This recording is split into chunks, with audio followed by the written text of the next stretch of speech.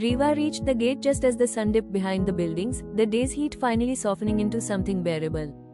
Her arms ached from carrying bags, but a light giddiness danced inside her, maybe from the shopping, or maybe from the sheer novelty of it all. She hadn't done something like this in years.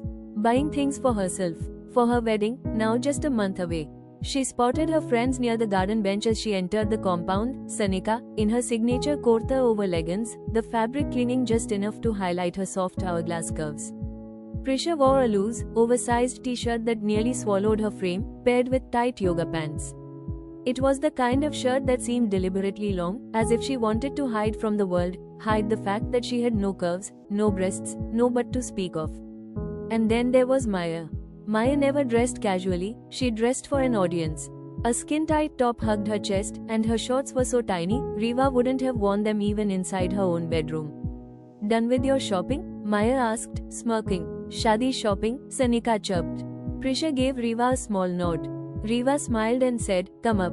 I'm alone right now." By the time they reached Riva's home, her dupatta was slipping off one shoulder, and her arms ached from the weight of all the shopping bags. She dumped everything onto the bed, and the plastic rustled open like the beginning of a show. Maya's fingers were already digging into the pile. "You girls take a look. I'll just change and come," Riva said, slipping into her bedroom and closing the door behind her. Inside, she let out a breath she hadn't realized she was holding.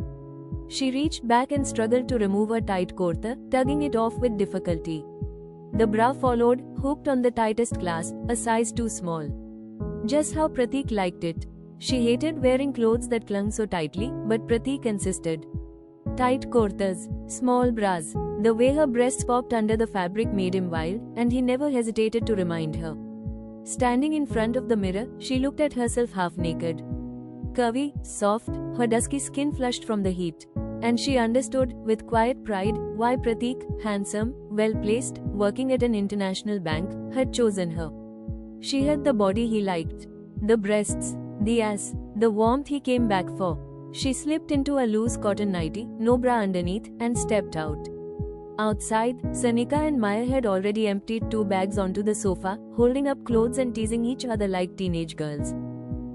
"Riva, how do you even breathe in such tight kurtas?" Sanika asked, laughing. Before Riva could answer, Maya jumped in. "When all the guys are staring at your boobs, who cares about breathing?" All three burst into laughter. But Riva didn't tell them the real reason she wore those tight kurtas. That it wasn't always her choice. That saying no to Pratik wasn't always an option. Across the room, Prisha sat by herself, flipping through a magazine. Always slightly apart, always untouched by the chaos. "Do you want anything?" Riva asked gently. Prisha shook her head without looking up. She never ate at Riva's house. Never drank water either. Riva didn't need to be told why. She was a Brahmin girl. Riva was from a backward caste. "Where's the lingerie set?" Maya asked suddenly, looking around. "I don't need it," Riva replied quickly. "What?" Maya and Sanika said in unison. "You're getting married and don't want to wear lingerie?" Sanika said, half laughing, half shocked. "We'll end up doing the same things even if I wear this nightie," Riva said, tugging at the fabric. "Why waste money on something you wear for 5 minutes?" But that was a lie. She had bought lingerie, 2 sets which hide nothing showed everything, in fact, both chosen by Pratik. And they were already at his place. "You're such a bore," Sanika said playfully. "Yes, she's a bore," Maya chimed in. "That's why she's still a virgin even after dating the same guy for 3 years. "I wanted to save it for my wedding night," Riva said, her tone quiet, almost apologetic. Maya shook her head with a grin, like Riva had said something from another century. Sensing the tension, Sanika jumped in, trying to change the tone. "You know what, Maya? You should throw us a party when we lose our virginities." Maya laughed. "Why? Just because I didn't preserve mine like you two? Please, you're both a waste. Even you, Sanika. You've had a boyfriend for over a year and you still don't let him finger your pussy." The room fell silent. Sanika sat up straighter, her face pink. But then, with a touch of defiance, she said, "You know why I haven't done anything with him? Once I'm sure about him, I'll give him everything. I'll let him finger me. Fuck me. However he wants." Maya rolled her eyes. "That's why you are a waste. You keep waiting for, sure. But what's the point? Why not just get fucked and see how relaxed it makes you?" Again, silence. Sanika and Riva exchanged a glance, unsure how to respond. Maya leaned back with a smirk. The day Prisha loses her virginity, I'll buy her a gift. Prisha looked up at her, unreadable. But I know I'll be waiting a long time. She gets her peace from breathing in and out. Why would she ever need a man? Prisha finally spoke. Why are you dragging me into your useless talk? Then she stood up calmly. I need to go. Oh, come on, Prisha, I was just joking, Maya said, still lounging on the sofa. But she was already picking up her bag. Stay for some time, Sanika said, softer now. I have to do my evening meditation, Prisha replied. And just like that, she left. The door closed with a quiet finality. I swear, Maya muttered. She needs to meditate just to cleanse her mind after hearing us. They all laughed, though it felt a little hollow now. I'll make tea, Riva said, rising from the sofa and heading to the kitchen. Maya turned on the home theater, music filling the air, while Sanika began going through Riva's shopping all over again, though now, with quieter hands and a slightly heavier silence. In the kitchen, as the tea boiled, Riva leaned against the counter, arms crossed. Her eyes were on the bubbling pot, but her mind was elsewhere, on Prisha. She knew why Prisha had left. It wasn't because of the jokes. It wasn't even about Maya's crude tongue. It was because Maya had called her a virgin. And Prisha wasn't. Only Riva knew that. Riva stirred the tea with a soft clink of metal against metal. Then she poured it into cups, added a plate full of snacks, and carried it all into the living room. Sanika was standing near the mirror, holding up one of the tighter kurtas Riva had bought. Try that one, Riva said, setting down the tray. It'll cling perfectly on you. Sanika raised her brows. Are you insane? This is too tight. Just try it, Riva smiled. See how it fits. Hesitantly, Sanika slipped off her kurta. Her bra peeked through, modest and beige, before she quickly pulled on the new one. It hugged her body, snug, flattering, outlining her curves in a way that made her blush just a little. Maya, now seated and scanning the snacks, didn't even pretend not to stare. Her eyes lingered on Sanika's breast, briefly, hungrily, before flicking away. Honestly, Sanika, Maya said, you are doing injustice to that body. Sanika smiled, unsure whether to laugh or cover herself. Then Maya's gaze drifted to Riva, who was bent over, reaching for a samosa. Even that simple movement made her breast sway gently beneath her cotton nightie. I get it now, Maya murmured with a grin. No wonder you don't need lingerie.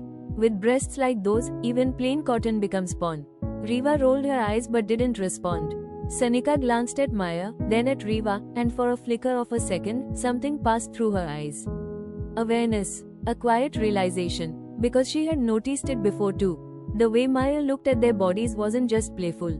It wasn't only teasing. There was hunger there. Like she wasn't always playing. Like maybe, just maybe, Maya wasn't into boys alone. She stretched like a cat, fingers lazily grazing the hem of her tiny shorts. You've been dating Ravi for over a year, Maya said, voice laced with mischief, and you still haven't let him taste you? Shame, Sanu. At least sit on his face once. Sanika gasped. Maya, this girl talks about nothing but sex, Sanika thought. Like her mind's permanently tuned into the sex channel. I'm serious, Maya went on, voice dropping, lower, slower, filthier. You don't have to fuck him yet. Just lie back, spread those soft thighs, and let him use that mouth for something useful. The words hit heavier than laughter. Sanika turned her face, trying to hide a smile, but her body stiffened. Not from shock, from memory. Maya leaned over and gave her thigh a soft smack. Trust me, you'll feel like a goddess. Sanika let out a quick, breathy laugh. But her mind was already elsewhere. She knew what it felt like to be kissed there. Not by a man, a woman from work. Long ago, a secret she guarded like gold. And sometimes, she wondered if Ravi's mouth would feel the same. If his kiss would light up her spine the way hers did. She was hooked on the idea now. She wanted to ask Maya if Ravi agreed to lick her, which he surely would, then what was she supposed to give him in return? A handjob? A blowjob? She wouldn't let him finger her pussy, or let him fuck her, that was for sure. Or just a look that said thank you with her thighs still trembling? But she couldn't, not in front of Riva. Just then, Riva picked up a chocolate from the tray and shoved it into her mouth. Maya grinned. Riva, stop with the chocolate already. Riva raised a brow. Why? Switch to a lollipop. Better practice, Maya said, smirking. Might teach you how to take cock in your mouth. Maya, Riva squealed, cheeks blazing. Maya chuckled. What? All men are the same. They pretend to be sweet, bank job, clean shirt, polite smile, but inside, Their minds are filthier than a porn site's comment section. Sanika giggled, but Riva just smiled, because Maya had no idea. No idea how many times Riva had taken Prateek's cock into her mouth.